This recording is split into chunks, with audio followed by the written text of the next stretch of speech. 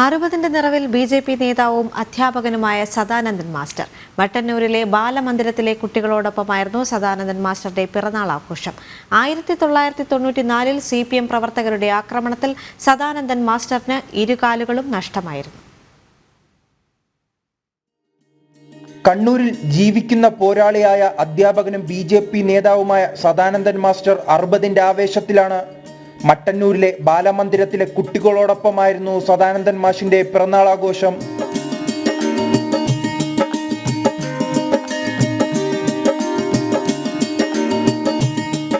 പൊതുവെ പിറന്നാൾ ആഘോഷം അങ്ങനെ പതിവില്ലാത്തതാണ്. പക്ഷേ ഞാൻ പറഞ്ഞതുപോലെ ഇതൊരു ഒരു ഘട്ടം പിന്നിടുന്നത് കൊണ്ട് അങ്ങനെ ഒരു സന്ദർഭത്തിൽ അതുകൂടെ മനസ്സിൽ കണ്ടുകൊണ്ടാണ് ഇന്ന് ഇങ്ങനെയൊരു ചടങ്ങിന്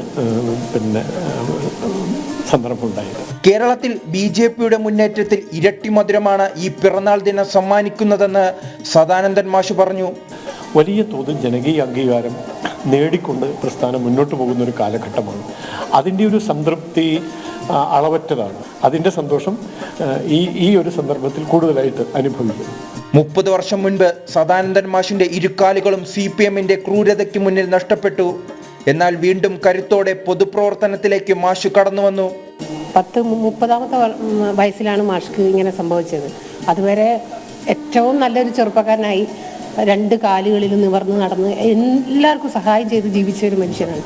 അതിനുശേഷം നിങ്ങൾ കാണുന്ന ഈ മാഷിൻ്റെ രൂപമല്ല പഴയത്.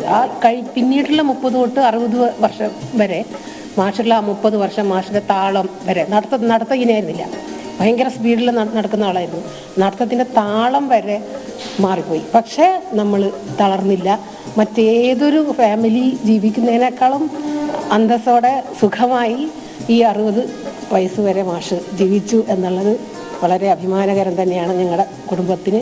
തങ്ങളുടെ സുഹൃത്തും സഹപ്രവർത്തകനുമായ സദാനന്ദൻ മാഷിന് പിറന്നാൾ ആശംസകളുമായി 100 കണക്കിന് പേരാണ് ബാലമന്ദിരത്തിലെത്തിയത്. ജനം, കണ്ണൂർ.